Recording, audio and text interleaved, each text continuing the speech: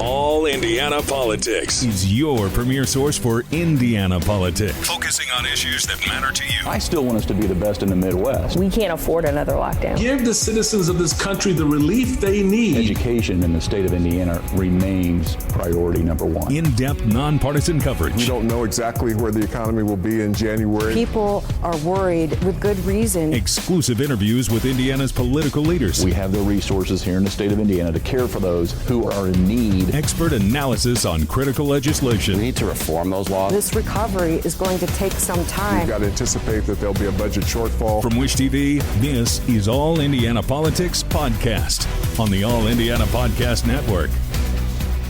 I'm Wish TV government reporter Garrett Bergquist. Voters in Lawrence will pick a new mayor next month. Current Mayor Steve Collier is retiring after 2 terms in office. Lawrence is the largest of the 4 excluded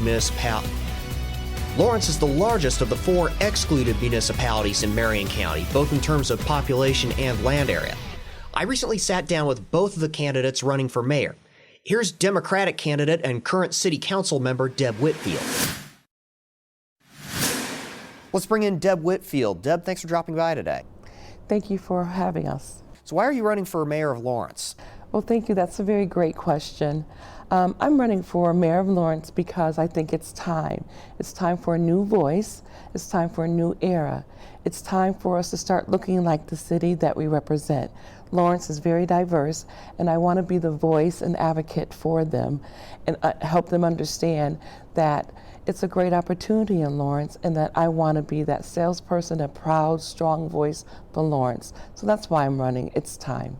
When you and I talked this spring, you talked about providing resources for people with mental health needs. How do you plan to do that? Oh, there's so many wonderful ideas and best practices out there. And I think as we continue to build our public safety and give them the resources that they need and the tools, I think part of that will also be establishing some type of opportunity to learn and care about mental health awareness. So I think also one of the things to do is to develop a citizen action group so that we can hear the voice of our residents and build upon some of their skill sets and knowledge out there. Your background is as a diversity, equity, and inclusion director. How would you incorporate that into your work as mayor? Oh, that's a great question. One of the things that you have to understand about DEI and B, the belonging part, is, as I said before, Lawrence is very diverse. So I want to listen. I want to hear their voice. I want to advocate for them. I want the city to be very inclusive. I want our residents to feel that they have a voice in the city and that they're being heard.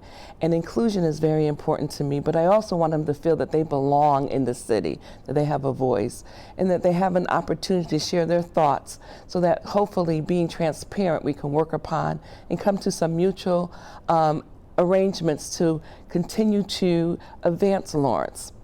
Most of the recent development has been along and north of 56th Street. How do you ensure that the areas south of 56th Street, and especially south of Pendleton Pike, don't get left behind? I love when people ask me that question. It has to do with transit. It has to do with connectivity. How do we connect all points of Lawrence to the fort that we are obviously building as our downtown? So also, again, is transit, is also that connectivity, is also, again, listening to the voice, the people that live there, their wants and their needs, so they can feel that they belong and have a voice in Lawrence. What kind of growth do you want to see in Lawrence? Another great question. The growth in Lawrence, it's time. We want to invest in the small businesses and businesses that are in Lawrence now. So I want to do investment, innovation, and inclusion. So we need to continue to invite people into Lawrence. We want to reach out to others that have an opportunity in Lawrence. You know, I'm on the council, and since I've been on the council, I've heard from so many different companies, small businesses, that don't have an opportunity in Lawrence. So I want to break the good old boy system. I want them to feel that they can come and they can have an opportunity to grow in Lawrence.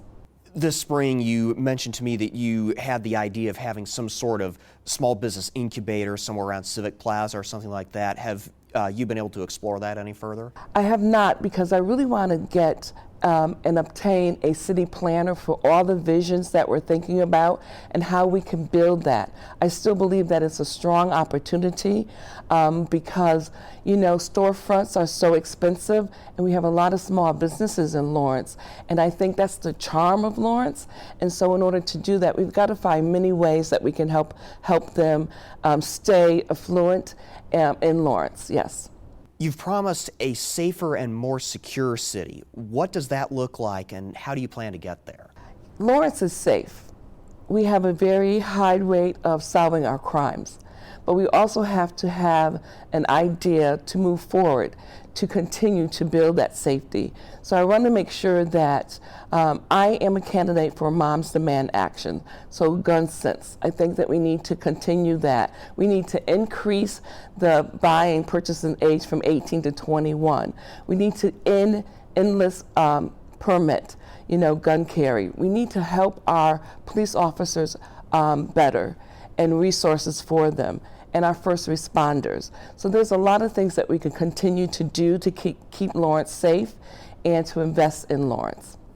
So would you support potentially Lawrence passing an ordinance similar to what the Indianapolis City-County Council did, that if the state preemption law was repealed, would repeal permitless carry and raise the firearm purchase age within the city limits of Lawrence? I understand that the Mayor Joe and Shreve, they had this agreement. They agree that that's the right way to go. And I think that Deb Whitfield stands for that and will continue to work on that, on those opportunities, yes. What's one issue we haven't discussed that you think is not getting enough attention in this election? That's a great question. I think the difference and the voice that I want to bring to Lawrence is very important. I said in a lot of my answers how important it is that our residents have a voice and that they understand that the city that they live and work and pay taxes on wants to hear. We have so many skill sets, talents, and perspectives out in Lawrence, and I think if we could tap into all that energy and the momentum that we have, you can see us grow rapidly around with Lawrence. What makes you the best candidate for this job? I think because I've knocked on our campaign over 10,000 doors. I'm out in the community. I've been in healthcare 40 years, and I understand that the opportunity to listen to people, hear their thoughts, their wishes, their wants, to help them understand they belong and have an opportunity in the city, I think that's very important to me. I'm very approachable, I'm transparent, and I think I'm loyal. I've been at a community health network for 28 years. So I think that makes a very good sound that I am loyal, and I want to make sure that it's time that we bring a new era and a new voice to Lawrence. Deb Whitfield, thank you for joining us. Thank you for having me. That was Deb Whitfield, Democratic candidate for mayor of Lawrence. Remember, you can catch All Indiana Politics every Sunday morning at 9:30, only on Wish TV. I'm Garrett Bergquist. Thanks for listening. From Wish TV, this is All Indiana Politics Podcast on the All Indiana Podcast Network. Watch All Indiana Politics live Sunday mornings at 9:30 on Wish TV and at wishtv.com. Subscribe to this podcast and listen weekly here on the All Indiana Podcast Network. And be sure to discover even more great podcasts at allindianapodcastnetwork.com.